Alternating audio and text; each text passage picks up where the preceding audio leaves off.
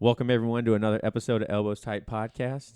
It's your host, Travis and John. John, how you doing today? I'm doing pretty good today. How you doing? Not bad. Can't complain. Today is a very, very special day. It's finally happened. Finally. It's Saturday. Finally. Oh, a little preview of who that is. We've been waiting. We've been waiting. This is the man, the myth, the legend, Billy Adams. We talk about him all the time. If you guys have heard the podcast, talk about his incredible flexibility, his great attitude, stunning good looks. There's a lie in there somewhere. I'm not going to tell you which one. So we finally have him here today. So we're going to go ahead and get into the beverage of the day first before we tell you a little bit about Billy. John, what we got today for the beverage of the day? So I think Billy brought us a paleo margarita. Is that correct? Yeah, I sure did, man. All right. Yeah, so yeah. I believe that has some tequila in it. It does. What tequila do we got? We got some blue agave tequila, some Hornitos from Costco. You can get like a bucket of it for about $50. But it is good tequila. It is good tequila. It is good. It gets the job done. Good enough, right? And Yeah. so, I wanted to make some paleo margaritas because I'm a paleo guy. And, this is as close to you get to paleo. They say, hey, alcohol, you shouldn't probably do that. And Right. I agree with that. Guys got to live, right? Right. Got to Right. break it down every once in a while. Exactly. So the way that I make a margarita is just with a lime.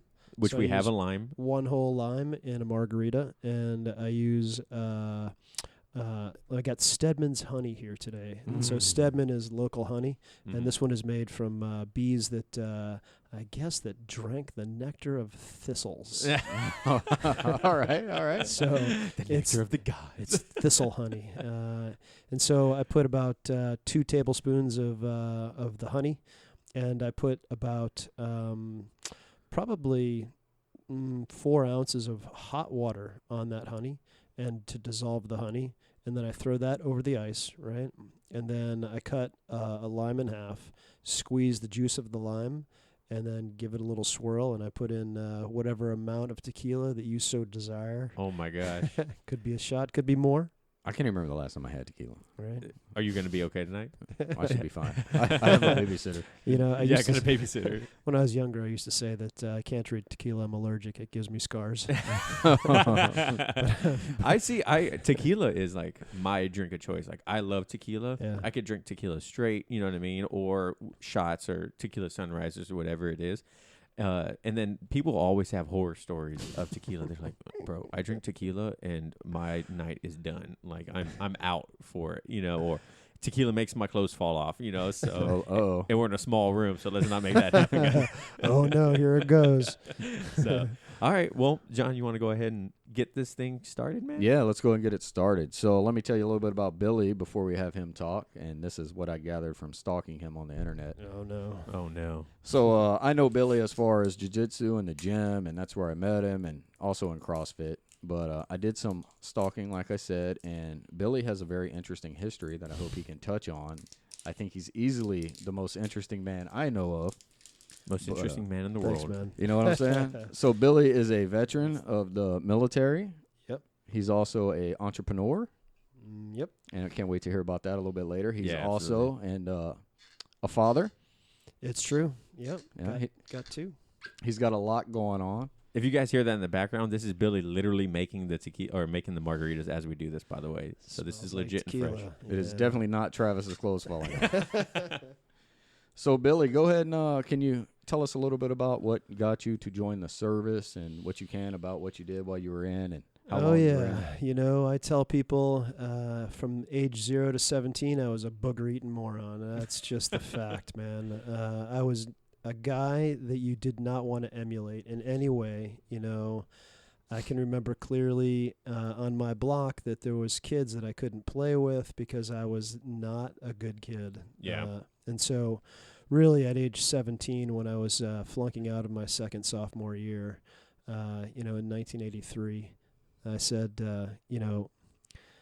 well, I'm going to have to do something. And one day my father, who worked in Boston, I lived in New Hampshire, and my father, he came to my school.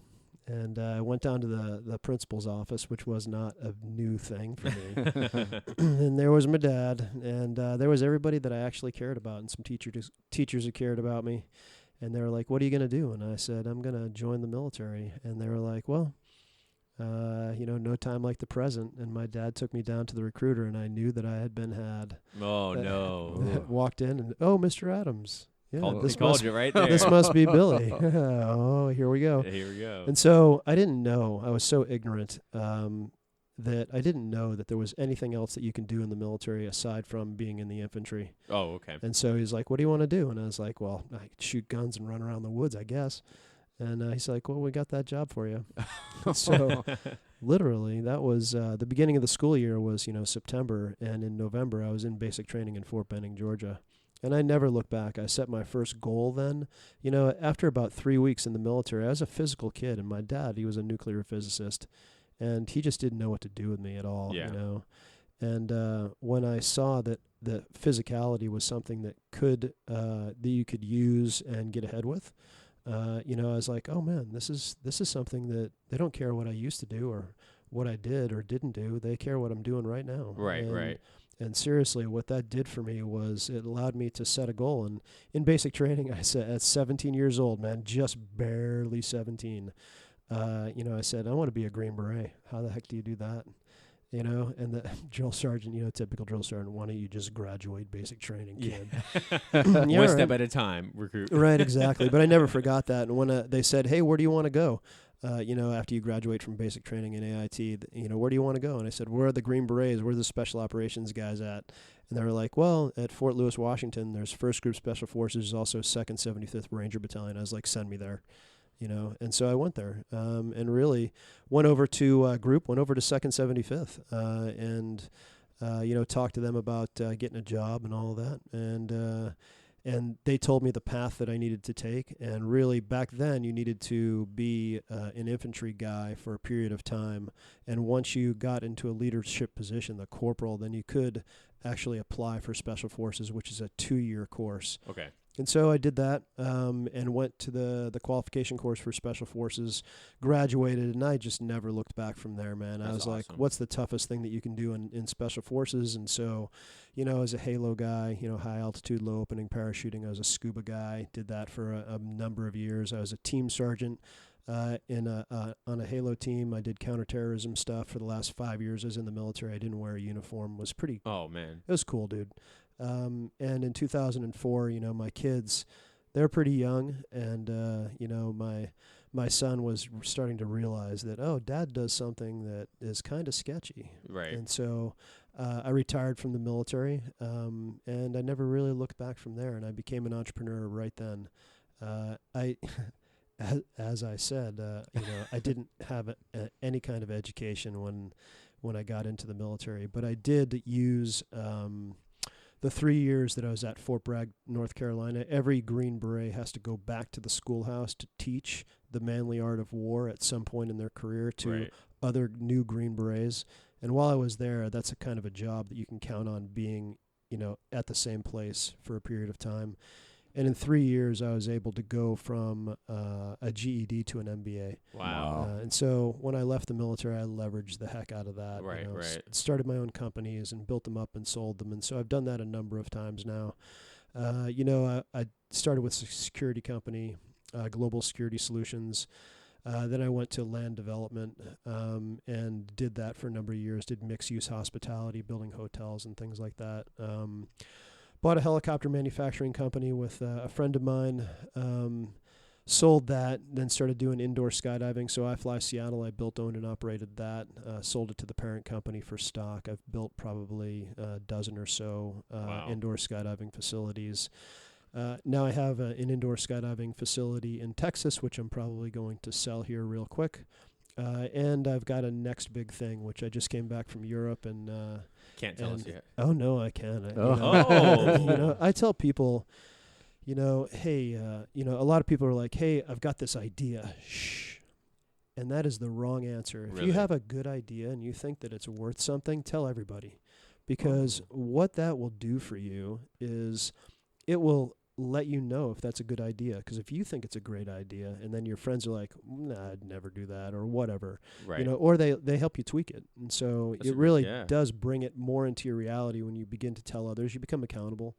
Right. And so my next big thing is indoor surfing, and I just came back from Europe, and they have some indoor surfing there, City Wave, and it is fantastic. Real surfing, real surfboards, real cool. That's awesome, man, dude. So tell everyone. Yeah, absolutely. Tell everyone. Yeah, absolutely. Yeah. So if you got a good idea, man, tell folks. Yeah. It's part of making it into a reality. Yeah, so I quick note on that. I read like psychology books and whatnot because when I read, I like to learn something.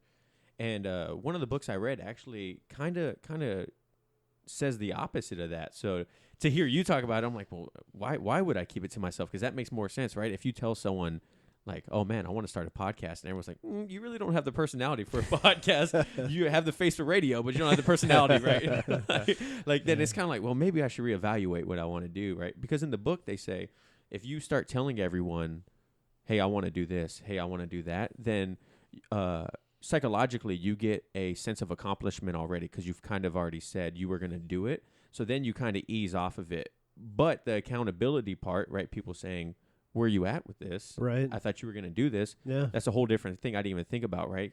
All I remember is like, they're like, once you start talking about it, you're kind of setting yourself up for making yourself already feel like you've accomplished it. It's already an achievement because you've already put it out there instead of kind of putting your head down and grinding. You know what I mean? Totally. Yeah. So. I feel like it makes it a reality. When you start exactly. talking about it, I feel like you're putting it out there. Right. I get excited when things happen.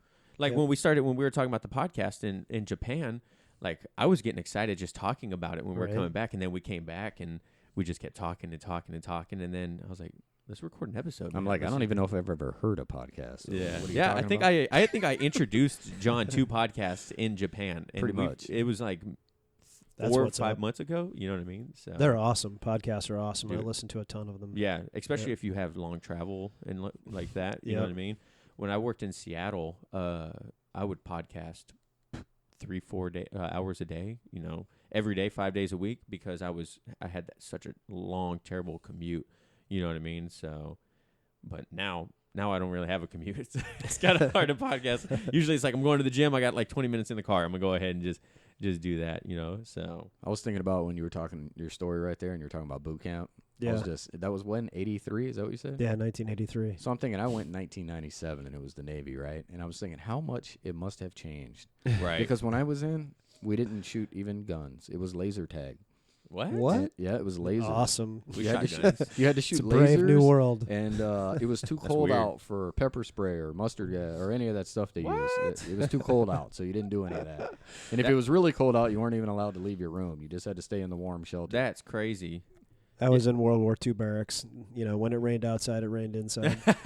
Yeah. It's definitely a different animal. I mean, they were just coming out with like stress chits. If you were getting stressed out in boot camp, you could whip out this piece of paper and I heard they about had to that. stop yelling at you because you were getting stressed out. That's crazy. And people talked about that when I was in boot camp. They're like, oh, there's stress cards. I was like, I never saw a stress card. Man. Like, maybe it's those guys before us that got the stress cards, but I was in the real Navy. Maybe it's an Air Force thing. Maybe it's an Air Force thing. Right? I don't know. My dad's Air Force, so I believe it. So Air what Force. was your first day of boot camp like? You know what? I don't think that's changed at all. The drill sergeant comes running on the bus and tells you, what poor excuse you are of a human, and then, and then the games begin from there. Yep. The Ranger games. You mentioned that you're up until 17 years old, your childhood wasn't the greatest, right? Yeah. What was that first sense of like, oh crap, this guy means business. Like I better chop to it and get to it. You know what I mean? Like, I was like? never a bad kid. I was just kind of a kid who had like a lot of. I'd just much rather be outside, and so I would skip school gleefully. Oh, gotcha. And thumb my way to a ski place, local ski place to try to figure out how I was gonna get on the ski lift with some skis that I don't have. Yeah. It's that kind of thing where. Not too bad, right? Wasn't your typical bad kid, but definitely not interested in school. So, We have so many similarities. Yeah. John also freshman year, Insane. right? Freshman year that's when you dropped out. I was not into school, anything but school. I would skip it. I just wouldn't go, and also family intervention for me that got me to go somewhere else. Oh, look at that. My aunt talked me going to Job Corps, and from Job Corps I got pulled into the Navy. So. Wow, I didn't even know about Job Corps. Yeah, and Did it exist back then? It still exists now. Yeah. But, you know, what's unfortunate, and I think about it all the time now, for myself, I was a troubled teenager. So I was making poor decisions. Luckily, there was the military that I could go in. Yeah. You know, I grew up in there. It set morals for me, discipline, all that stuff. But today, you cannot do that. Yeah. Now Yeah. you have to be kind of squared away before Yeah. you Yeah. even Yeah. get into the military. Yeah. Oh, no high school diploma? You can't Sorry, get in, bro. yeah. We Oh, don't yeah. need you. In 1984, they did away with that. So in 1983, you could join without a high school diploma. You Yeah. had to promise to get one. But in January 84, they changed it. Really? You Yeah. had to have at least a GED or... A GED or a high school diploma. Yeah. And Yep. now it's high school diploma or not at all. Yeah. Yeah. I know Yeah. the only way you can get in nowadays with a GED is if you already have equivalent college credits to a high school diploma, Oh. right? Like you're Oh. already in Yep. college Yeah, and yeah. you have, that's the only way that they're going to take you. Yep. Otherwise, they don't even look at you. You got a high school diploma? Nope. There goes the door. Sorry, bro. Yeah. Yeah. I would I remember when I was decided that I wanted to join the military, right? My life was kind of going down the drain. Things weren't happening the way I wanted them to. Kind of was getting evicted from my apartment that I had with my brother. And all of a sudden I was like, what am I doing with my life, right? And fortunately, my dad still lived in the same complex as I did with my apartment. And growing up, my dad and my mom kind of put it into perspective from the get-go, saying, hey, we can't afford to send you to college, or you're going to have to find your own way to do it. And either you pick up a trade or you join the military. So I ended up doing both and picked up a trade at 16 and was a welder from the time I was 16 till I got out of the Navy. Welding. That's cool. I love it. And I remember in my trade school, because I went to two different schools, I went to a normal high school during the day, and then in the afternoon I went to my trade school to learn how to weld.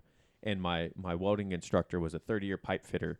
And he was like, there's only two ways to make it as a welder. Either you join the pipe fitters union or you join the Navy, because Navies have the best welders. And I'm not going to lie to you, Navies do have the best welders. Just throwing that out there. I'm not going to toot my own horn. But, Cool. But so I graduated high school in 2008. And what happened in 2008? Everyone started closing the door. The market crashed, right? So the pipe fitters union was like, we're not taking anyone. And so I had it in the back of my mind when all this stuff started happening to me in my apartment. Then I was like, man, I'm still a welder. I could just join the Navy. So I walked over to my dad's house, and I was like, hey, Dad, so I was thinking about joining the Navy. He turned around, grabbed his keys, get in the truck before you change your mind. And then I was at the recruiter's office like 5 minutes later. So similar stories, Yeah. actually, to the three of us. Yeah, Where actually. that wasn't something that was thought out for a very long time. Nope. Yeah, it was just kind of, doing it. So right now we're passing around the tequila. We're having to make it a little bit neater than usual because I don't have the ice. We can get ice real quick. So- You want to get ice? I can get ice real quick. Oh, yeah. How much tequila should I pour in this, Billy? That is as your preference. Oh, dude, that's amazing. So I think I just filled like a quarter of my cup with tequila. So It's a big cup. it's a big cup. Nice. So, Billy, when did jiu-jitsu get in your life? You know what? After I got into Special Forces, pretty cool. So the story, and I verified this through a couple of different sources this week, was the story of me getting into jiu-jitsu is a lot of the story of jiu-jitsu getting into the Pacific Northwest. Really? Yeah, yeah. So I started in 1992 in Okinawa, Japan, as a white belt under a guy, Duke Duclos, who's a black belt under Marcelo Alonso. And I just basically, back then, they wiped the floor with me, man, for 2 years. And that was just the way that people got jiu-jitsu, right? They got, just everybody who was a colored belt just crushed you every day, and you figured it out, right? And so I'm in there with a whole bunch of Special Forces guys. We got one guy, Duke, who's a purple belt, and we're all in Okinawa, Japan. And I remember one day, every day, man, every day for 2 years, right? That's a long process. Oh, yeah. And that's why the jiu-jitsu that I do have stuck so well. Yeah, we always talk about it. Like, man, I want to get some Billy's game. And I'll tell you that in 1992 I stopped, and everybody that was running around with me at that point, at that time, is now black belt. So Bernie Fernandez, I don't know if you were there the night that I brought him over and he did some coaching.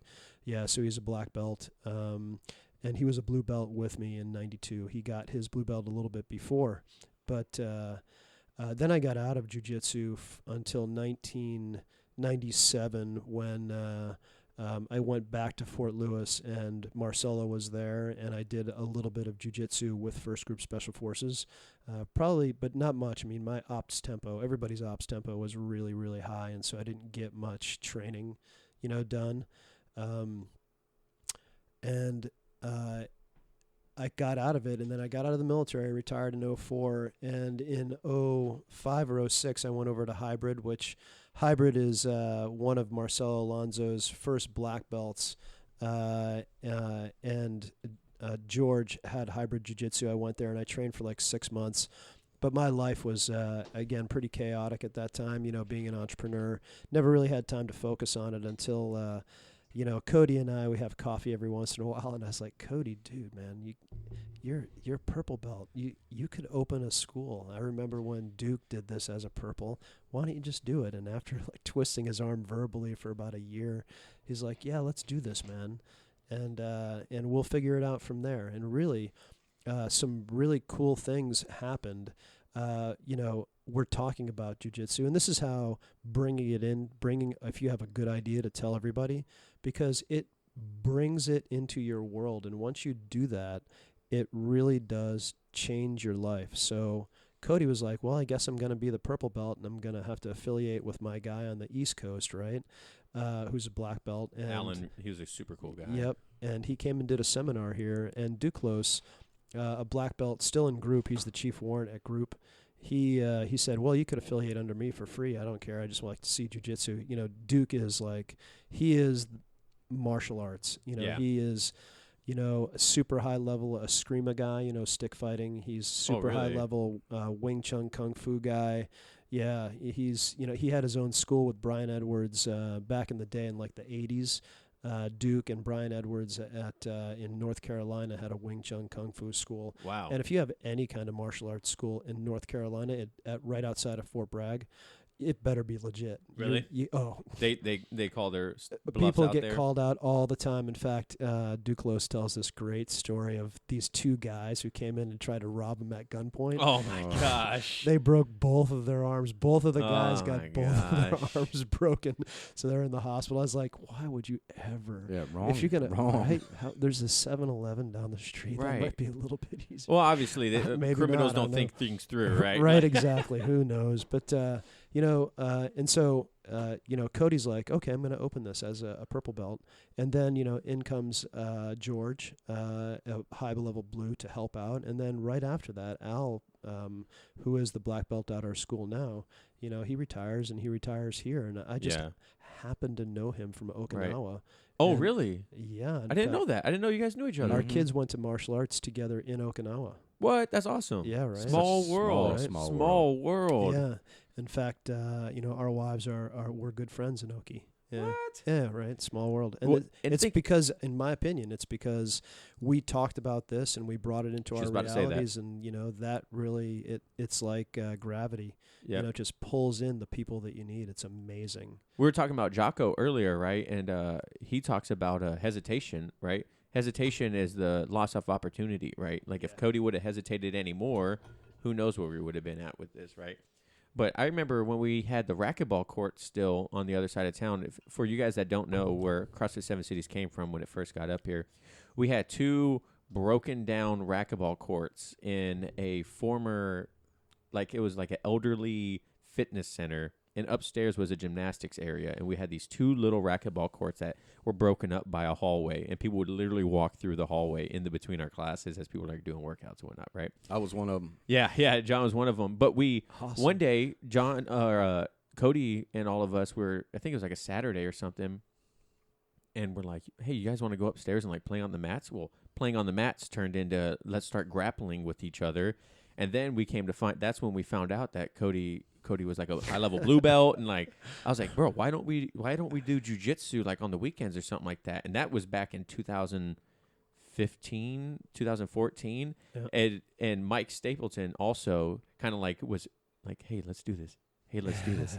Hey, let's do this. And then Billy, I know he was talking about, you were like, hey, let's do this. Oh, Hey, absolutely. let's do this. And thank God he did, man, because jiu-jitsu to me has changed my life the way CrossFit changed my life when I Yeah. first got into it. It's you know my what first I mean? love. Yeah, CrossFit. Yeah. No, jiu-jitsu. Oh, Yeah, CrossFit didn't exist. yeah. Yeah. Well, CrossFit started, 2004, right when you got out, right? Probably when you Yeah, I retired? started CrossFitting in 05. Yeah, You so know, it was the first time that I did CrossFit, and I actually had the first affiliate in Kitsap County. Did you really? Yeah, Olympic CrossFit, yeah. Oh, really? With Nick Cool, yeah. In fact, some of the clients who are here at CrossFit 7 Cities were my clients originally. That's small. Once again, it's a small Yeah. world, right? Pat and Gail, and I love Pat and Linda, tall Linda, Mm-hmm. and Father Derek.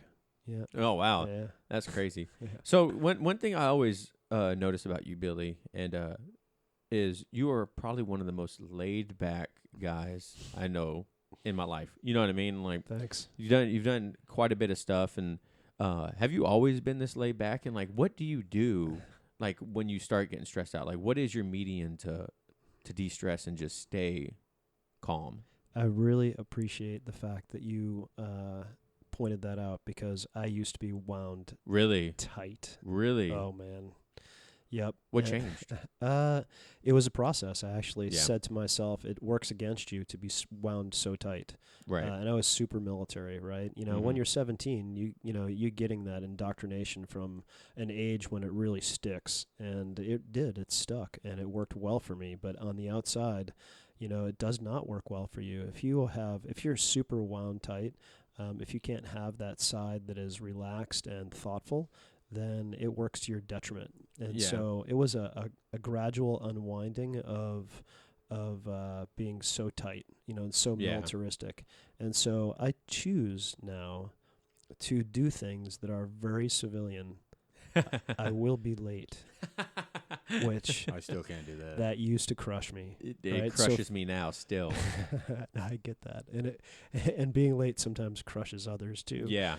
And so there is a stoicism, right? So Marcus Aurelius, if you haven't read the Meditations, Just bought it yeah, last week. yeah, and there's many different variations of the Meditations, and so you got to find a good one, a good interpretation, because some of them don't make sense, Mhm. right? And so get a good interpretation of his Meditations, and just talks about how to get comfortable with being uncomfortable. Yeah. And really, it still makes me cringe when I'm late to stuff, especially when I put it on somebody else. They're like, "Hey, I was really counting on you to be here on time." Yeah. They really lay it on you, and you're like, Sorry. "Hey, no, I don't." You No? say, "Hey, no, it's cool, man. I'm here now. Let's do something." Gotcha.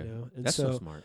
But it's a process, right? And I would say that I try and meditate almost every day, and I find that it's very difficult when I have a lot of other things, a lot of other back chatter in my life. When my life is going super well, which generally it is, thank goodness. Mm-hmm. But when it's not, I find that I ditch meditation, and I stopped doing that. Yeah. That's when I now double down on meditation. And Really? do it, even several times a day.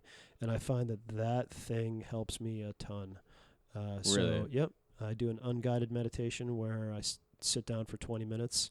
And there's a couple of different ways that you can do it. You can, try and, like for me, I visualize on the word light, and I try to bring that into my vision where I can actually see a light, and I focus on a point with my eyes closed.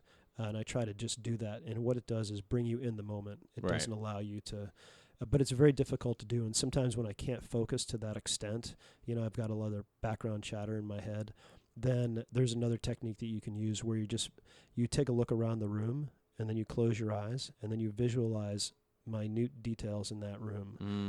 Like, okay, that cup is over there, and what the shape of the cup, and all of those things. Yeah. And that, again, helps bring you into the moment, to push all of the things that are in the past and in the future out of your head, so that you can focus on the moment. And that's the point of meditation. And I find that really does help you way past the time, that 20 minutes in meditation. So that's something that I do. Wow. Yeah. I used to actually do meditation. It's hard. It was incredibly hard when it first started. Yeah. I forgot what app I used. I used one too that trained you. I use Oak. It's Used free. Oak. Oak. What'd Yeah. you use? I don't remember, but me and Drew do it. Headspace. I used Headspace. Oh yeah, a lot of people that I know use Headspace. Apparently, it's really good. Yeah, so I started because you get the 10-day challenge for free with Headspace, and it's like 10 minutes for 10 days. And I would do it on my ferry ride to work. And the reason I did it on my ferry ride is because during the introduction, he talks about the same thing, right? Like, meditation isn't, if you fall asleep during meditation, you're doing it wrong.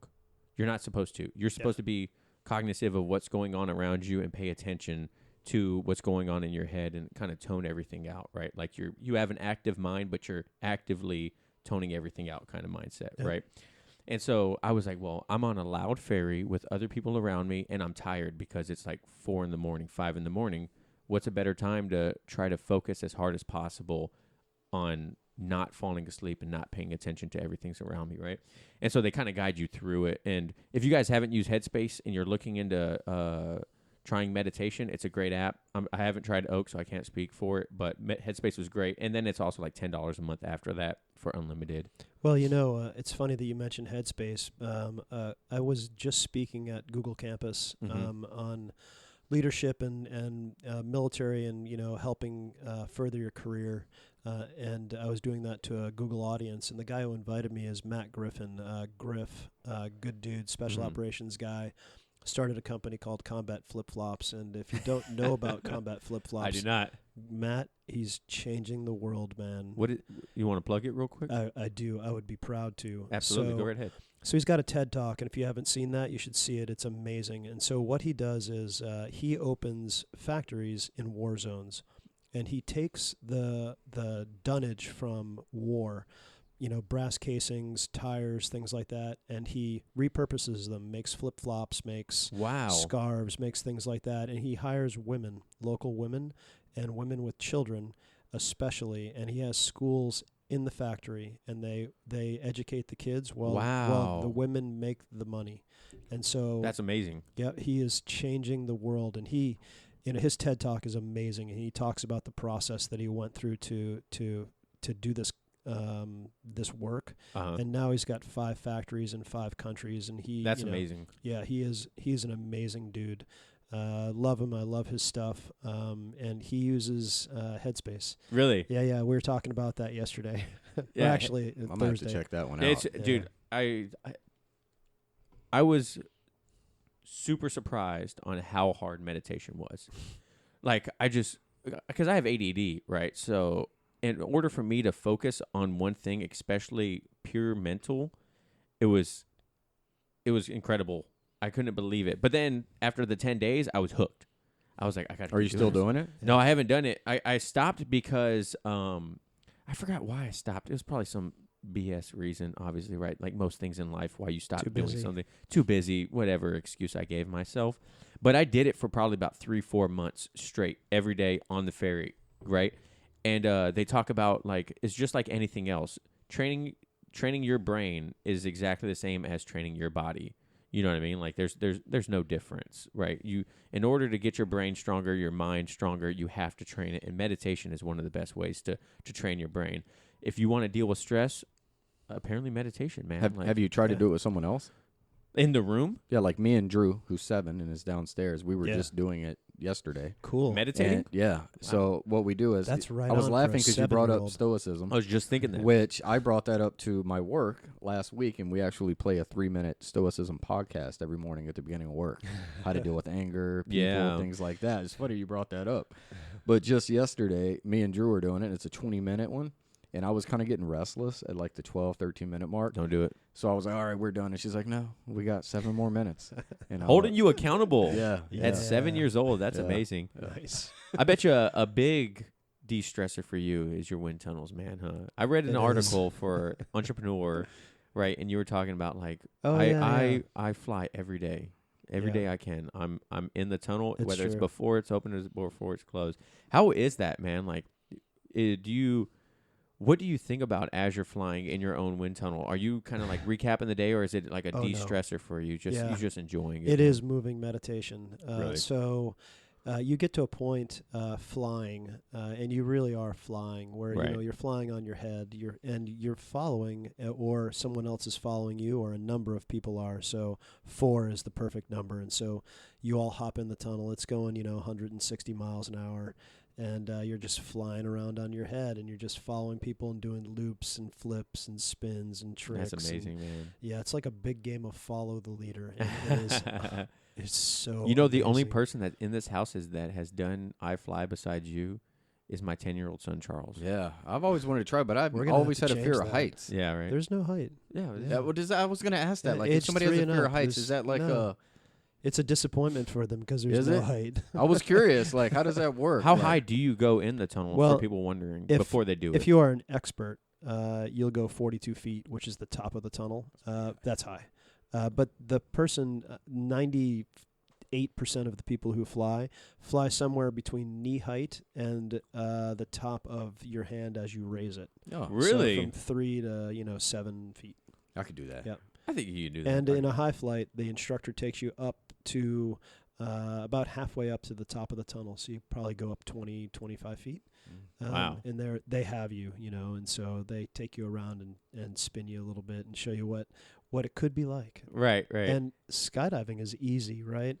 Figure any sport that you could practice for 40 seconds to a minute at a shot, which is skydiving, right? Right. And then you take a break for an hour, and then you do it for another 40 seconds. And you can do that maybe 5, 10 times at the most a day, Right. right? And you get better. With good weather. Yeah, and you get better. Yeah. That's an easy thing, Right. right?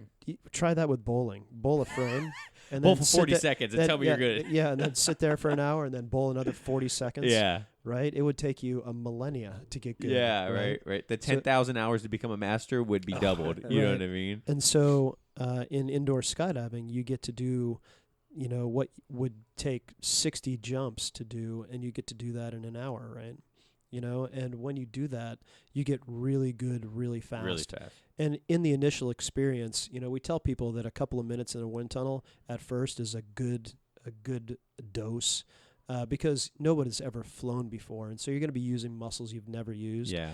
And it's okay to be That's a a little good bit point. sore the next day, and so but you build up a tolerance pretty quickly. Right.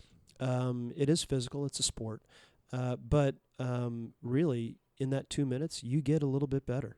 Yeah. And when you're driving away, you're like, that was a kick in the pants. Right. If I had another minute or two, I could get a little bit better. And when you come Right. back, you do get a little bit Get them better. hooked. Get And them hooked, oh man, Billy. that hook! Oh my gosh! Oh, Right. What do they super say? fun. What do they say? If you can get a person to return after the third time, then you have them hooked for life. It's over. Right? Yeah. It's over. They You're all talking they're about thinking the about. restaurant deal. Yeah, the restaurant deal, right? We talked about this, and I'm Mhm. sure I don't know if it plays into your business as much, right? But we were talking about a little bit of business stuff in the office the other day, and a restaurant will give you after you come the first time, they'll give you 50% off your next one, or Yeah, a they'll free put down entree. like a red napkin so everyone knows it's your first time, so you get a little bit of a special treatment. And then like the second time you come in, you may get a yellow one, but you'll also get like a 25% off your dessert on your next visit.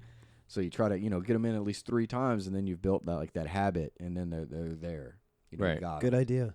Do you Yeah. have how many like regulars do you have in iFly? That's a good question, and so we know exactly. We keep pretty good numbers on our folks, and about 90% are first-time flyers. So Oh, okay. super important that we are in municipalities that are large enough to have that first-time flyer turnover. Yeah. Yeah. Like Seattle's 3.7 million people in the major metropolitan area, and that's a good amount. And your guys' location is great too, because you. it's right in city center. City center is the mall that you guys are in. South Center Mall. South Center Mall. Yep, South Center Mall. yep. My apologies. But it's far enough away from Seattle where it's not a hassle to get to, right? And it's still a huge mall that is always busy, Yep. and it's a great location. Like I drive past it all when I worked in Seattle. I would drive past it all the time. I'm like, I gotta go do it, That dude. 70-foot tall red building. Yeah, I it's wish great. we had some stuff in Kitsap County though. Yeah, I know I that's get the only that. that's the only hard part, Yeah. right? Is like Kitsap County is like a large small I city. think it's getting bigger though, because a lot of the Seattle and everything is moving here. Yeah, So right. Yeah, all of a sudden Bremerton is starting to see a lot of people, the commuters, Yep, which is cool. I like that. when I was commuting from work one day, coming back to Kitsap County, and I was talking to a gentleman on the ferry, And originally he worked for Washington State. He was like an engineer for Washington Department of Transportation, and he did like analysis of traffic in trying to better traffic in Seattle. And I was like, well, that's a pretty cool job. But I was like, what are you doing? Are you going to see some family in Seattle or in Kitsap County or something? He's like, no, I actually moved to Kitsap County. He's like, because for what I was paying for a 2-bedroom condo with a really bad HOA, I bought basically an acre of land with a house, and I can have a yard for my kids to go play in and the dogs. And I think they figured us out, guys. They figured us out, right? Absolutely. Right. So, have you always lived in Kitsap County, or where? I don't think. Are you originally from Kitsap County, or where are you from originally? So originally, I grew up in New Hampshire. That's right. That's what it was. But Kitsap it's kind of an interesting story. So there is a Bangor sub bases here, and that is a Department of Energy installation. Mm-hmm. And so because of that, it has to be interrogated by Special Operations every 2 years. Oh, and really? So there's a big exercise. You may recall that. Yep. I don't know. Jonathan's If we can get No, too you deep. said that, and it reminded me of books I used to read. I don't know if I should even say it, but it was when I was first in the Navy, and I was reading books with Richard Marchenko. And they said they would go around and test Navy installations. You just reminded me of that. Yeah. I read all of those books. Before we go any further, are we getting into top secret stuff here? I don't want the podcast to have FBI agents outside. I read a lot of books, and I retain what I read. Yeah. And I remember reading Richard Marchenko, and he named some of the people, Duckfoot, and some other characters in his Navy SEAL group. Yeah. And they would go around and they would test Navy installations. And I remember, I thought they tested out here. Yeah. And I remember reading that in one of his books. Anyway, you said that. We did and brought that it back one year, to me. and so my scuba detachment did that, and super fun, man. So basically, what you do is it's a game and it's an exercise, and the whole base is in on it. And we got a house out here, my special forces team, and so we spent about a month of prep work, and then we started doing operations. And the first operation you do is a full combat operation. You're testing your mettle, right? At mission essential task list, your mettle. Right. And then you degrade your operations to the point where you're trying to hop over the fence, and you basically explain where their weak points were, where their strong points were, and that's it's a typical thing. And so while I was here, I was like, man, this is a beautiful, beautiful place. Really? And Bangor, the sub folks, they treat their people well. You guys got a good commissary. You guys got a great gym. You guys got an underutilized hospital. And so I thought, man, you know what?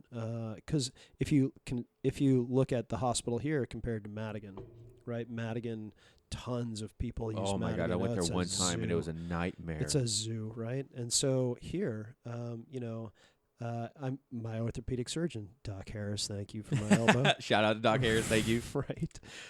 He's over there, and he was able to take care of me because it's underutilized hospital. And so when I retired, I thought, let's move out here. Let's check it out. And I found a piece of property out here. It's just amazing. And so, we got the salmon stream in our property and got a great view of the Olympics. And yeah, it's heaven. I tried to move away. I had to come back, Billy, because you're absolutely right. Yeah. It's gorgeous here, man. John left. How long were you guys over in northern Nevada? I left for about 2 years, and I had to come back.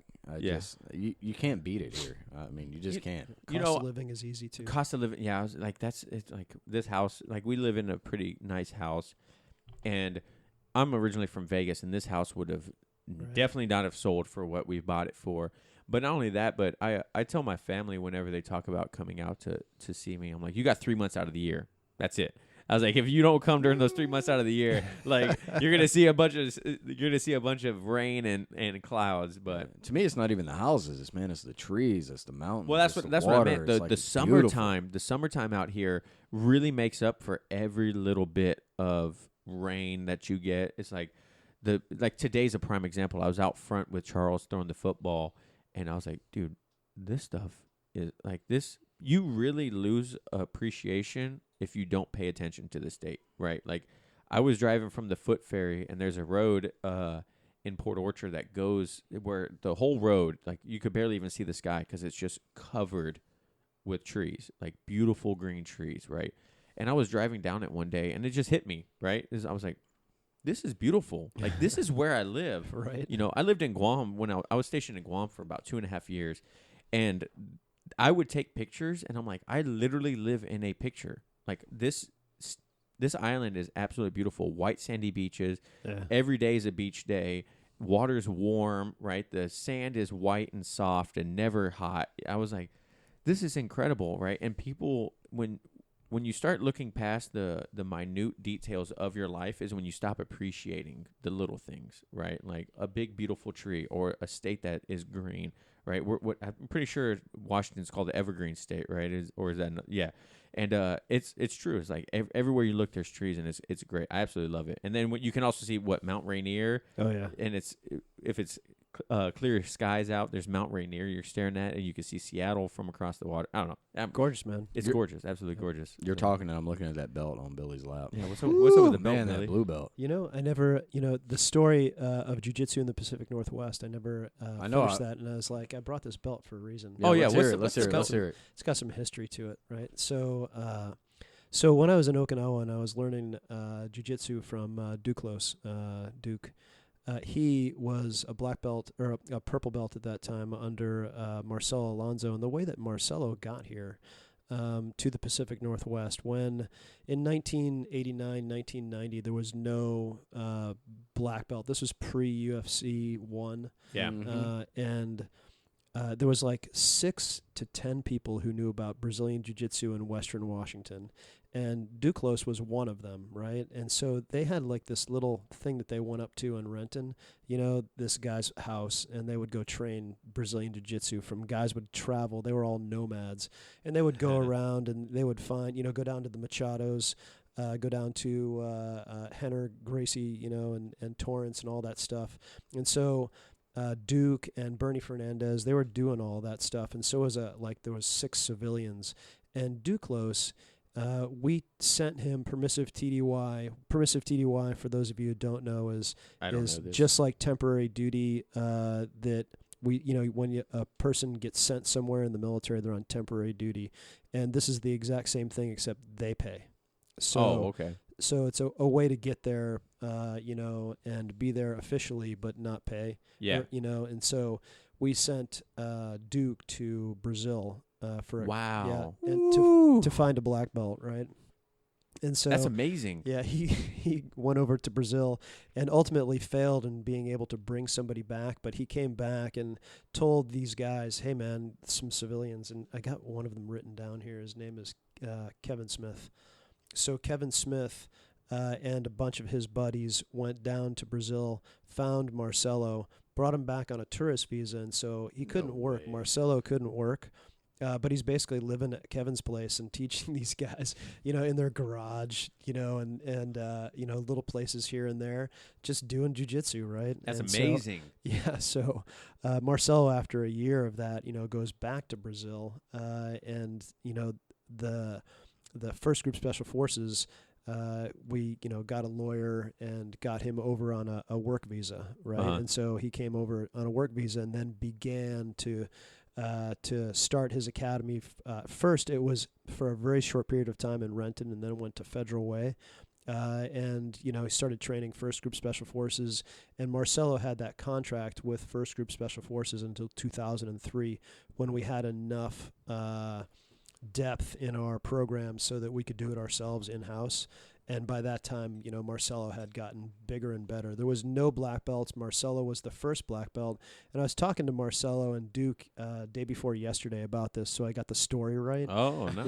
Yeah, right. I'm like, man, his memory recall is excellent. Yeah, this is amazing. So Marcelo, I had the story pretty much right. I didn't know about Kevin Smith and that group and how they went down and found Marcelo originally. But basically, there was no black belts. Marcelo was the first one, and it's funny. I talked to Duke, and Duke was like, "Yeah, man, there's probably 12 or 13 black belts that Marcelo made." I talked to Marcelo. He's like, "What, Duke? No, man. I had like 53, maybe 55. Really? Yeah, black belts that he in the Pacific Northwest. In the Pacific Northwest, that wow. that that's he, crazy. So that is he's grown. So anybody that says that how Brazilian Jiu-Jitsu started in the Pacific Northwest, it really is Marcelo Alonso. It's that story. That's and crazy. Yeah, it's amazing, right? It's great history. he's You an probably awesome would never dude. have heard. Yeah, right. And that's the original blue belt that And you so have? this blue belt, so like Duke, so you had to be a nomad back then, right? And so Duke got his blue belt from, let's see, 3 times. He got it from He got his belt 3 times? That's like you, 6 straight white belts. Yeah. 6 straight, baby. Cassio Wernick was the first time he got a blue belt. Then Helio Gracie gave him a blue belt. Wow. And he never wore those because he didn't want to seem like, to like slight Marcelo, right? And so, and then Marcelo promoted him to blue belt and gave him this one right here. That No actual way. blue belt. Yeah, and so when Duke got his purple belt, and he said, this is that belt, right? He gave me his blue belt when That's he promoted me to crazy. blue belt, man. Now I see why you keep it. Right? I almost freaking cried when I got that. I still have it. So, I told him that. He's like, "Dude, you still have that one?" So yeah, Absolutely. That's like a that's why it cherished looks like item right that's why there. it looks like this. That's one thing that people always talk about when they come into the gym, like their first time. They're like, "Man, that's a salty blue belt right Oh, there." dude. How long you been a blue belt? It's been like 12, Yeah, so I 15 got it. years? Yeah, 92 is when I got it, but 92. yeah. Oh wow. So, Billy, what drives you to keep doing it? Yeah, because we always hear about the blue belt blues, right? Because, and I mean, Yeah. you've obviously had your blue belt quite a long time, right? But people get the blue belt blues after 6-7 months after being a blue belt, and then they Yeah. end up quitting Brazilian Jiu-Jitsu after as long as you've done it, right? What motivates you to keep doing it, man? Especially at your age. No offense. No, I get No, that. Hey, what you talking about? I'll be 53 in 2.5 weeks. Holy And crap. look, 32. Yeah. Good job on Stunning you. man Oh, right there. Let me dude. tell you. Oh, right. Seeing the picture real quick, seeing the picture with your hair, I was like, I "What told is him that. Yeah, it's a great picture, man. Which one was that? The one where you and your team are all in scuba outfits. Oh, yeah. So, yeah, that was a good one. But what motivates you to keep going? So, jiu-jitsu, like I said, is my first love.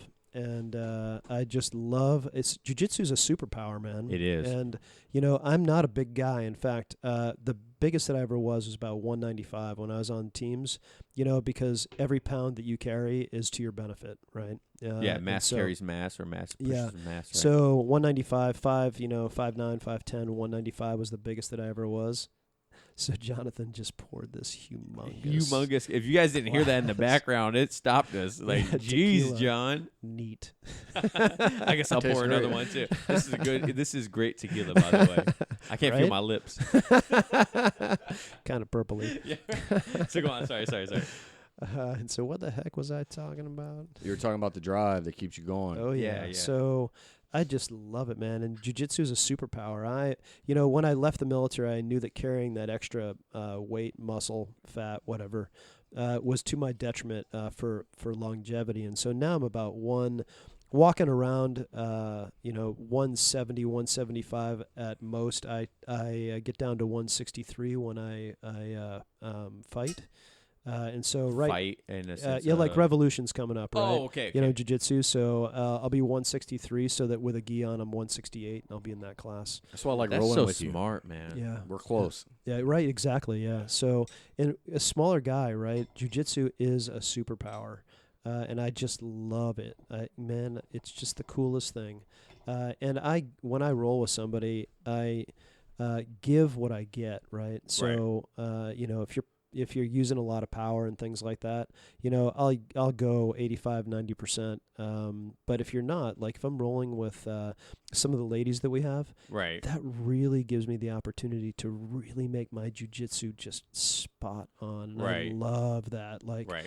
no power. I'm going to just, I'm going to, do this reversal with just perfect timing, Yep. and just, I love that because, when you, put on a really good triangle or a really good armbar or a choke, that you just don't need to use hardly any muscle to make that happen. And when you do that and you're like, you know what, I was going at 20% when he tapped out, you're like, oh, that's the bomb. And that's really what keeps me training. Right. Really. No, that's a good point because that's probably the biggest thing that I've noticed, and John and I talk about this also on and off the podcast, is like your jiu-jitsu game. But I would even say in life, when you start calming down and just going with the flow and letting things happen and then reacting as they happen instead of like pre-acting, I guess you could say, right? Instead of acting as if you know what's going to happen, if you just react when someone does something, things go a whole lot smoother, right? Like if you can sense the other person's move and you're like, all right, well, I'm going to put my foot here. Oh, I knew what they were going to do. They're going to move that way, right? And then you can react to that. It's so much easier. I feel so much more calm now when I roll jiu-jitsu, when I spar. Disclaimer, with certain people, because there's some people I'm still freaking out. Like, I don't know what to do. You're just so good. But like the biggest thing that I tell people is like, calm down, man. Like, relax. Like it's life process. gets 100%. And that's the biggest difference that I've noticed in like my jiu-jitsu game in the year that I've been doing it is. Yes, I'm still a 6-stripe white belt. You know, I've been promoted to 4 twice. But yeah, because he loses them and he doesn't replace them. Yeah, I like. Quick story. I was in Japan, and our instructor out there, Trey Grover, shout out to him if he ever listens to this. Amazing purple belt, American top team purple belt, and Cool. he was amazing. And he was a smaller guy. He well, not smaller. He was probably about 100. I think he said 180, 185 pounds. But he would use a lot of like lasso guard or worm guard or squid guard, you know, lapel. And he grabbed my belt one night, and in the process of grabbing my belt, he like moved 2 stripes down to 2, right? So it looked like I was only a 2-stripe white belt, and I was like, oh man, I did so bad in this roll. I guess I got demoted to 2 stripes, right? And I just never fixed it. So when we came back, it was the night of the promotions. It was my first night back, and they're like, Travis, 4 stripes. I was like, Professor, I'm already 4 stripes. Like, okay, well, we'll just fix your belt. And I'm like, well, it looks like I'm a 6-stripe white belt. And I never let him live it down. Right. I'm like a second-year senior in jiu-jitsu, man. Oh, that's funny, man. So, but like just calming down and just relaxing and getting and just thinking and knowing what someone else is going to do. And we talk about this, like you never realize how helpless you are against someone with just a little bit of training until you face someone with a little bit of training and you don't know, right? Yeah. Like there's nothing you can do.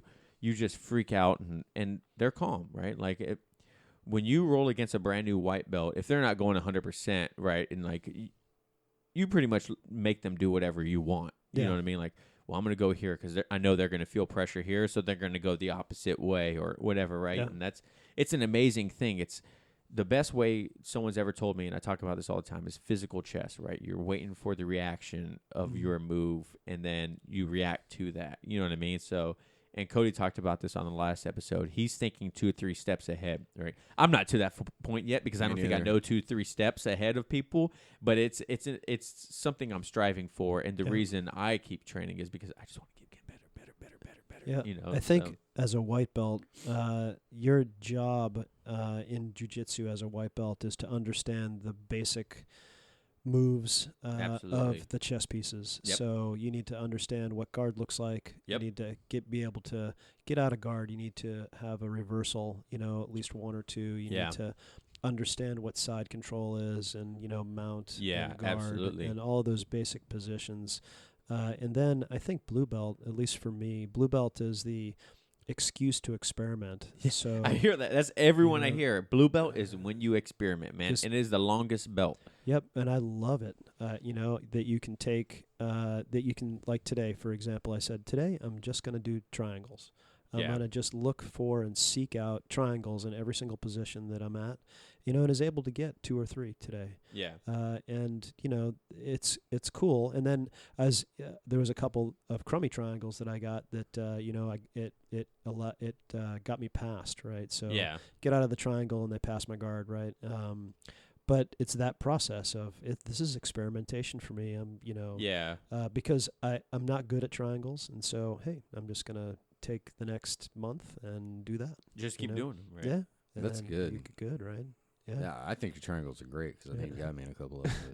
It's just me. Could be better. I think, honestly, like, for people that don't know me that listen to this podcast, I'm like 5'8". On Tinder, I'm 6 foot, but 185 pounds. And, but I have short, stocky legs. Like, I have legs for squatting. And triangles are by far the hardest thing for me to sink in, man. Because I feel like by the time I'm sinking it in, I feel like I'm going to blow my knee out because I'm trying to get that last little bit of leverage, and I'm like cutting the angle, and I just can't get it. And Phil, when we first started mentioning it, it was probably his hardest move as well, was the triangle, because Phil has just absolute tree trunks for legs. Yeah. And then, we kind of talked about it, and it's really just comes down for me as just getting better at them, right? And just being able to spend that, hey, the next 2-3 weeks, guess what it's going to be? Me trying to sink in those triangles. If I get tapped, it doesn't matter, because cares? I'm trying to get better, right? The Gracies talk about, my opponent's not better than me. They just failed more times than I have, right? So, yeah. Well, I think one of the big things too is I look back to what we were doing a few months ago, right? Like December, November. When we started this, I think we've been doing it now almost a year and a half. Yeah. Yeah, and like at first I was really worried about stripes, really worried about, man, when am I going to get that blue belt, right? And I had like a deadline in my head, right? Like, man, I'd really like to get that before Japan, right?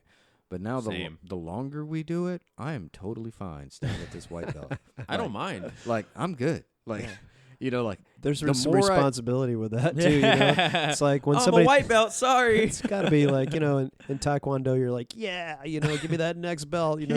When somebody throws you your next belt in jiu-jitsu, you're like, people see you differently as a higher belt. It's right? weird. It's like the more I learn to realize, the less I know. Yeah, so it's like the more I'm learning, I know now. I'm good. I'm good. I get it. It's like that belt only covers 2 inches of your behind. You got to cover the rest. Yeah, that's a good way to put it. I'm like, right? I'm good. Yeah, there's like some days I'm in class, I'm like, man, I'm killing it today, right? I come in the next class, I'm like, man, I'm getting killed today. Let me go ahead. What's lower than a white belt? Can I get something lower than a white belt? Everybody has those days. Yeah. That's I kind of felt the same way as like I had an expectation of myself I wanted a blue belt at X amount of time into jiu-jitsu, right? But now as I'm in jiu-jitsu, a belt has 0 degree on what you can learn. There's absolutely nothing you can't learn, right? Like they might not teach you something in class, but there are so many medians to learning nowadays. You have YouTube, you have Reddit, you have the internet just in general, right? If you're a white belt out there listening to this and you feel like you should be up for promotion or you can't do certain moves because of whatever, like it's okay, man. Like there's always tomorrow. You will get there. Just don't rush it. And kind of like speaking onto that, Billy, if you could give yourself a white belt tip of the day, right? Like if you could go back and be like, hey, 18-year-old Billy, or however old you were when you first started jiu-jitsu, if you could give yourself one pointer, what would it be and why?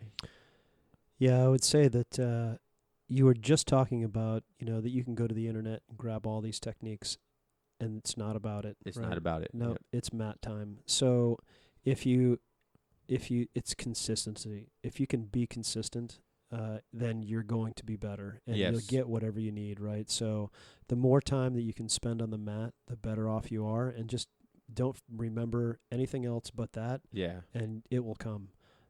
If you try to, become an encyclopedia of techniques, you're going to just be confused. You just need mat time, right? So focus on the basics, enjoy the process, and get as much mat time as you can. I think that is the most underrated thing in jiu-jitsu. I think it just takes a while to understand. Yeah, honestly, like we've been doing 1.5 years, and I'm finally, like, not saying I was never okay with being a white belt, but like as days go on, I'm more and more like relaxed with it. Like I'm a white belt, it doesn't matter, right? Like I'm having fun. I'm enjoying the process of just getting better, right? Like the only thing I wish we would hone in on a little bit more is how you mentioned earlier. As a white belt, we should be doing fundamentals, right? Like drilling is something that that is a key as well, is to be able to just drill, and we probably need to do a lot more drills on basics.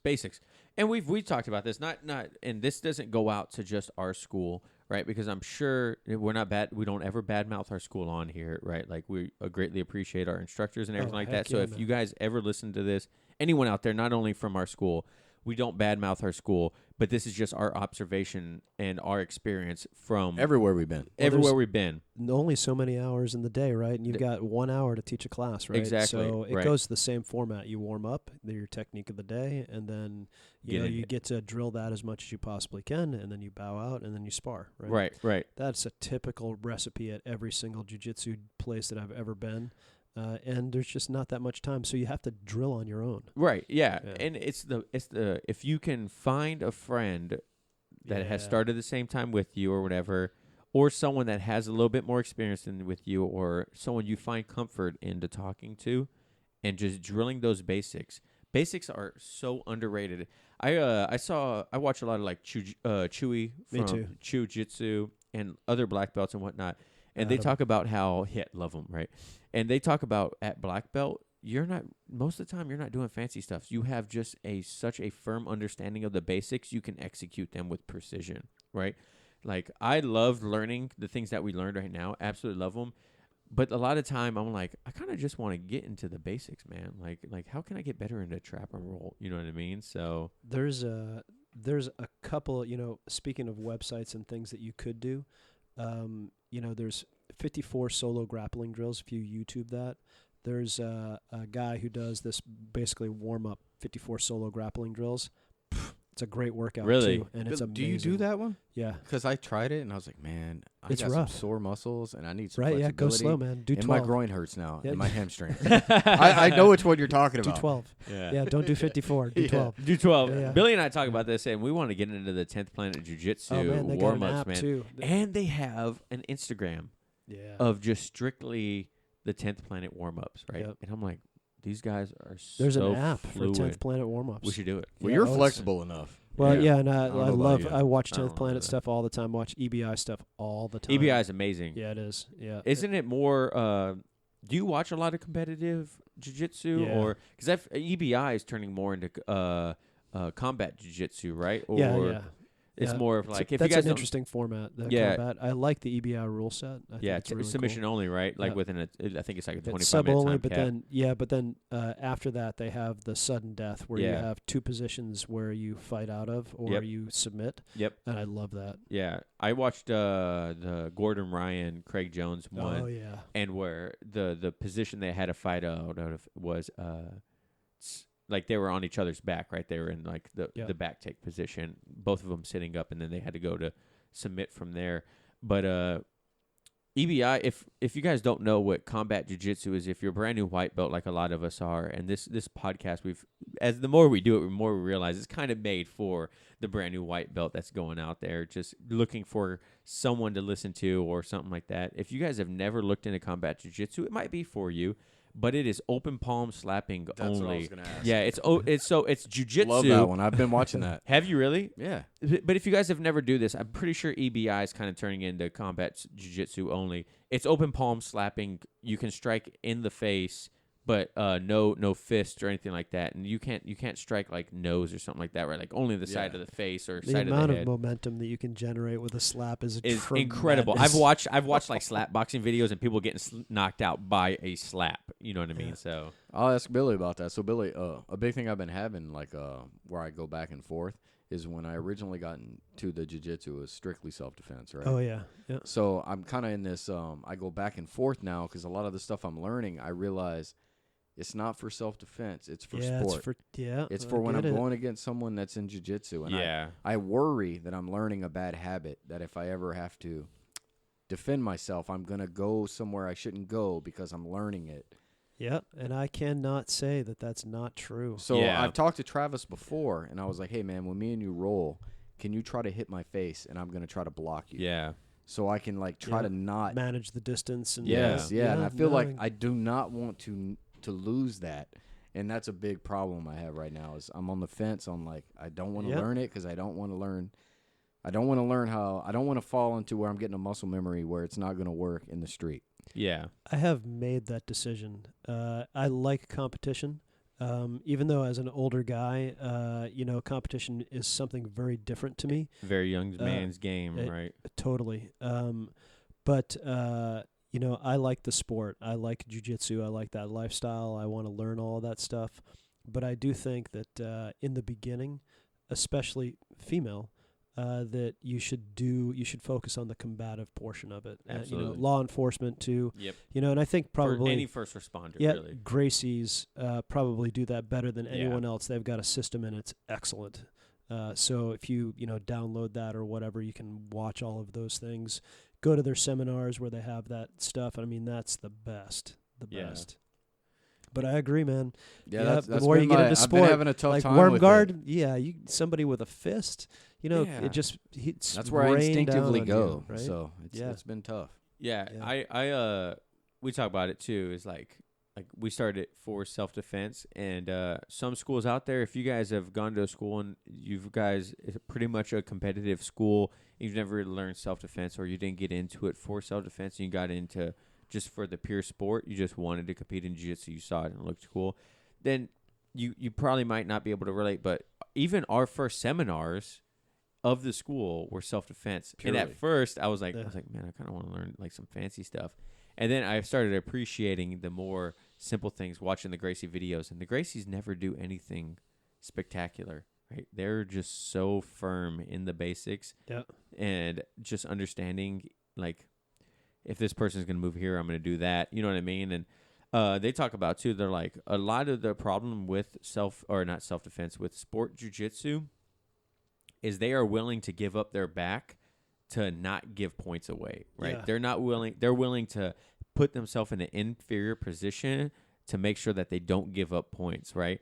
And goes to the muscle memory thing. Like, I don't want to know, oh crap, 1, 2, I gotta move. When I'm personally in a safe position, like I know I'm not gonna get tapped. Yeah. If we're in the street, I know I'm not gonna get punched in the mouth or something like that. Like I don't like in my head, I'm like, just hang out. If they're yelling at you to move, it's okay. It's okay. just don't worry about it. Like some things you just need to, I don't know. I go back and forth about it because some of the stuff we learn is super cool. Some of the stuff you guys might learn out there is super cool. I'm wearing the shirt right now, Henzo Gracie in Portland. My first class there was X guard into a sweep, and I had never even done single leg X, let alone deep X or anything like that, or into a sweep. And I use it now because I'm doing jiu-jitsu against jiu-jitsu. But looking at it, I'm like, if I did that in the streets, the guy's going to go ahead and drop a knee on my face or just punch me in the mouth. Like, there's not going to be much more to it. And that's the difference, right? Sport is for sport. Jiu-jitsu once you once you have a rule set, hey, that's a different deal, And but I love sport jiu-jitsu. And it's interesting, as I get older, I can never, in my 50s, I can never go 100%, right? Never. So, because for me, jiu-jitsu is my life, but it's not my whole life. And so I have this other thing that I have to do. I have my job and I have those things. Yep, absolutely. And if I get hurt or injured, that just means that I can't train. And so even when we did this in-house throwdown, all the guys were 20 years younger than me and 20 pounds heavier than me. Billy, I relate. And I can't go 100%, but they can. Right. And so, I ended up just getting smash pass kind of stuff for 3 minutes and lost on points. And that's life, right? But, I knew that if I went 100% and, pulled a muscle or, pulled a rib out or whatever, then you just set yourself back and it's just not worth it.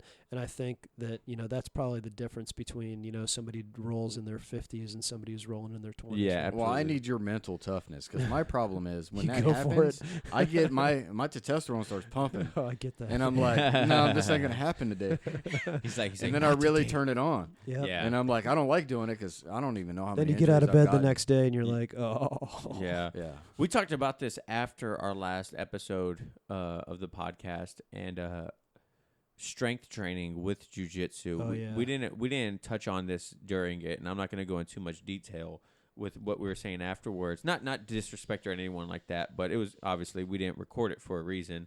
And one thing that kind of we went over was like strength training in jiu-jitsu versus someone that doesn't strength train in jiu-jitsu, right? Like the person, if it comes down to same weight, same size, same skill level, the person that is stronger will win. Yeah. Right?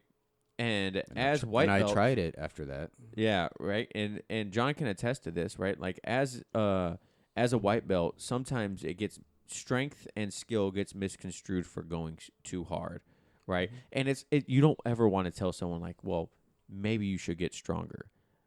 But jiu-jitsu, if you do it for a sport, you have to look at it as a sport, right? Like strength training is only going to better you at the sport of jiu-jitsu. Well, even in personal defense and just in life also, right? Like we kind of go over like CrossFit, right? Like CrossFit is more of a functional fitness or whatnot, and even more now than it was when we first started, right? Like in jiu-jitsu, if you're doing it for self-defense, you will go against someone that is bigger, stronger, faster than you in the streets, Thor, right?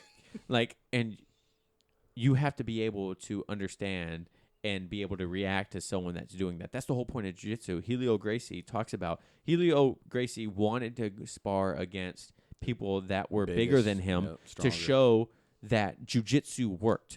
Yep. He was a small guy. Helio Gracie was, 5'6", 5'7", 150, maybe 160 pounds, and he would always spar against. I mean, there's a lot of controversy behind the Gracie family when they first started, but he would try purposely to spar against people that were bigger than him to show how jiu-jitsu would work, how this small man was able to defend himself against bigger, stronger, faster people, right? Like, and that's the whole point behind it. So if you're out there and you have a strength training background in jiu-jitsu and you get told you roll rough or you roll hard, maybe you do, right?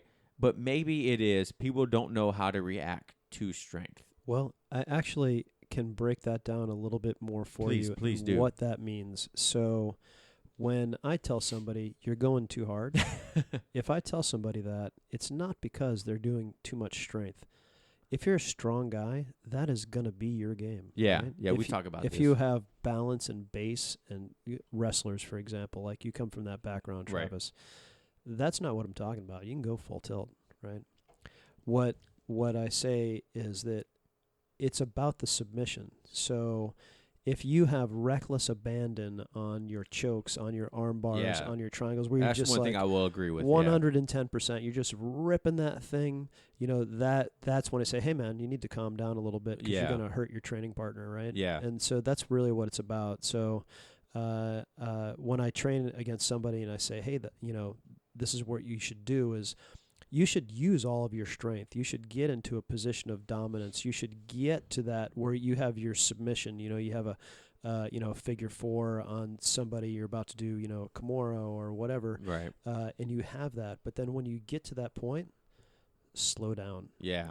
Say, okay, I'm going to put this on, 5% at a time. Yeah. So that you're not ripping the arm bar. You're not ripping the Kimura, because a guy's shoulder...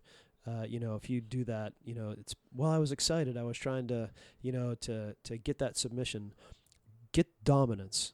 Right? Yeah. And that there's nothing wrong with being as forceful and getting that dominance as possible. Everybody needs to feel that, right? Right. It's the submission piece is like, and chokes aren't so bad because you lay on a choke and a choke is a choke, unless it's a windpipe choke. That's, Yeah. But if it's a blood choke, I mean, whatever, squeeze the heck out of it. But arm bars and things that have shoulder manipulations and knees and ankles, just any joint manipulation, any joint, right? So you got to get to that point where it's not on at all on the on a shoulder, for example, and then put it on 5% of the time. Your game will get way better. Yeah, because having somebody struggle to try to get out of that, and for you to just be able to put it on 5%, 10%, 15 over 30 seconds, and then they will just realize that he's just going to continue to put this on until I'm done, and they'll tap. Yeah, right. That's a good definition. I wish you would have told me that about 8 months ago. Yeah, right. Because recently, we had this kind of same conversation, and you roll with me. I'm not crazy or anything like that, but Travis is. I always hold. No, but I always hold back. I don't think I've ever gone 100% or 90%. I'm always 40-50. Yeah, and I've always been that way. And then I give you what you give me. So the last 2 or 3 weeks, I can't wait to be at that level. I'd say the last 2 weeks I've changed it, and I've decided to up my intensity and not hesitate. Those were the two things I were doing. After reading that book, right? And I was only averaging, and I'm not in it for wins or losses, just for the record, but I would submit somebody maybe once every 9 or 10 classes, right? So hey, as a white belt, man, that's a freaking victory. Well, right? So the last 2 weeks I've decided to up it, and it's more like 13 or 15. Mm-hmm. And I've never had that kind of stuff before. And really it was just I stopped hesitating. I decided to up it a little bit. But when I get to the submission part, I will actually stop and ask my partner if he's okay. Yeah. Smart. And that's what I've been doing. Yeah. It's been working out great. I've been just letting them go. Like I'll get there and I'll feel them going for the tap and I'll let it go. I'm like, time to keep going. You know what I mean? Like, Yeah, and I do that a lot because what I like to do is if you are always trying to, you're going for a submission, that is a great game, right? You're always aggressive. And that's what I do is I will put on something, and then if they're fighting it, I'll just go to something else. You know, like today, when I was rolling against Al, you know, I had him in a decent choke, and then I switched to the arm bar, which is pretty typical, right? You know, it's show a choke, take an arm bar. And, you know, just getting to that where you can have that choke on 90% and then go for the arm bar, right? They're like, what just happened? I Right? didn't even realize that was happening. I wasn't ready for that, you know. Like I was rolling with another guy, and he got out of a clock choke. He started to fight it, and afterwards I was like, yeah, I saw that clock choke coming. He's like, no, I didn't. Oh, you know, really? I was like, I should have probably kept that one a little bit further.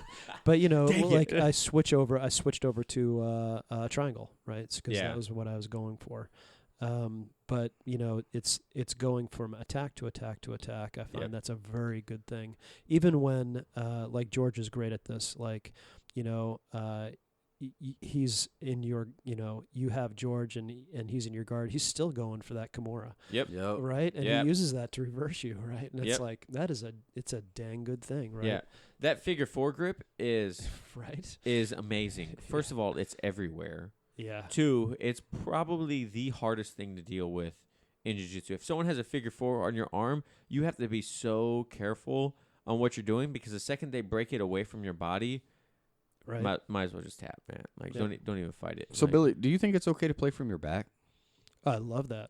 So that's always been my favorite position, and I, you know, sometimes I hear, you know, you need to be in like mount, like that's where you need to be. So I use that in a dominant position. Yeah. Well, yeah, air I mean, quotes. so really, you want to be on top, and the reason that I play from my back is to get that reversal.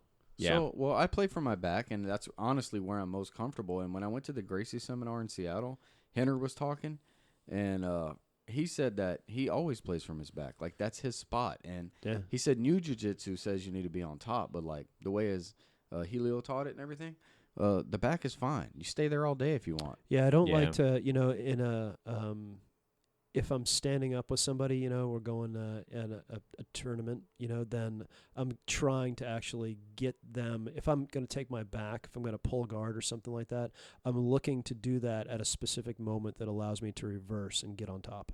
I certainly like to be on top. I hardly ever submit from the bottom, and I use the bottom position as a reversal position. All right. And that's exactly what I'm trying to do is take a bigger opponent and use their weight against them. I'm looking for where they're off balance, and then from there I'm going to reverse them. Yeah.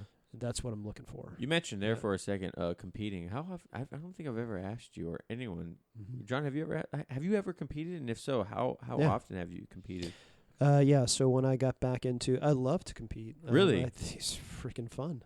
I go back and forth about it. But yeah, no, I like it. And so I'm competing in Revolution on July 20th or whatever it is. And I competed in the in-house throwdown. Anytime there's like somebody puts a competition in front, I'll sign up. Sure. Really? Yeah, for sure. I enjoy it, but you know, I haven't been training for very long now, right? Whenever we opened the school, what's that? A year and a half? Yeah, about a year now. Yeah, about a year and a half now. Yeah. So, you know, that hasn't been available to me. When I was at Hybrid, I did a Naga, which, you know, is huge. Naga is amazing, right? Yeah, I always hear about Naga, but yeah, and so I did that. And you know, every tournament that comes along, like when I was in Okinawa and I was training, I did a tournament there. You know, I just love that stuff. Yeah. Yeah. What's the best you've ever placed in a tournament? Have you ever won one? No, I've never won one. But second at that Naga. Nice. At that Naga was nice. Yeah. But I mean, you know, it's even then, you know, in 2006, I was not a young man. And, you know, I'm young and I'm light, so I end up fighting police officers mainly because no one else, you know, I'm not young and I'm light, right? Yeah. So, shit, whatever. I'm like, look, know, I'm 41. I just want to but be like you know Billy. what happens Billy's in is- his 50s. I just need to be like Billy. I'm going to keep going. Right? I'm We going to keep working honestly, out. Billy, like, don't make this weird, bro. Yeah. But we look up to you, man. Yeah, we honestly do. If Thanks. you've listened to the other podcasts, right? And I think we bring up Billy just about every episode, Yeah. right? Like Thanks, your man. mobility, your attitude, your skill. Hey, when I get down on it, I'm like, fuck, Billy's still doing it. I'm going. Yeah, I'm right. going. Like you've been like not to say you don't deserve to be a purple belt or something like that, but you've been a blue belt for a very long time. So it puts into perspective. I hate that word because like the first episode I've used that word so much, but it puts into perspective, right? Like it's a long game, right? It doesn't have to happen right now, right? And Billy is a testament to that because Billy's skill is great, his technique is great, attitude is great. He's a great training partner, right? So Great shape, yeah, still going. Yeah, right. And like you said, you're gonna be 53. Yeah, a couple of weeks, man. You're gonna be 53, right? Insane. Like the day before the tournament. It's insane. Billy still does hot yoga. He still trains Tomorrow. CrossFit. He still does jujitsu, right? It's all a mindset. It's all about how you treat yourself and how you look at yourself, right? If you look at yourself like, I couldn't do that, I can't do that, that would be way too hard. Yeah, My if you body own would your hurt. injuries, a lot of people say, my knee.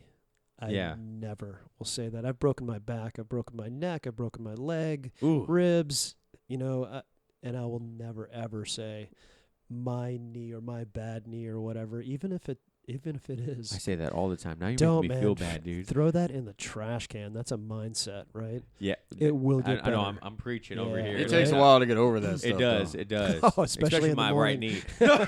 Especially in the morning. Yeah. Getting out of bed like, But it will. "Oh." I mean, you just have to rehab that thing and really focus on Yeah. it, right? You have to. So what do you say Yeah. instead of my? Uh, Do you not talk about it? Do you not put it I out there? don't. Yeah, right. I don't. So that's another thing that like a lot of like my psychology books that we talked about earlier, they talk about is like don't complain, right? Because then it puts it out there, right? Yeah. If not, don't ignore, no, right. focus on it, but don't whine about it. right? Don't whine about it. No, first of all, no one likes a complainer, right? No one wants to Yeah. hear you complain about something you have to do. Yeah, I'm rolling with you, and yeah, you didn't give it your all because of this. Right. Yeah, right, Whatever. right. Yeah. Yeah, Right. exactly. Like, oh, you tapped me because my knee hurts, or oh, you tapped me because I didn't go 100% because my back right now, or I have a rib out. Yeah. No one wants to hear that. It's not fair to everyone else either, right? Know that you have an injury and just own up to it and just do it, man. Yeah. Like, so the only time I mention, in my defense, the only time I mention my knee right Sissy. now that is in It's the last 4 classes. Yeah. Don't worry about it. Yeah, the only time I mention it is like when like professors like Travis, and I'm like, my knee. You know what I mean? Like letting them know. Well, like, yeah. I mean, if like- you can't, you can't. Right? yeah, right. Like, but that's I'm not life. like walking into class like, oh man, my knee right now. Let me tell you, that thing is Just terrible. say I'm good right now, man. Thanks. Yeah, yeah. What? That's such a good idea. Look at Billy with all this wisdom, man. I know. Why is he not sharing it in class? Right? Yeah, right. Where's it at? Right. You're a blue belt. You're not white, so you can say something. Just so, but hey, you know what, guys? I think we're good.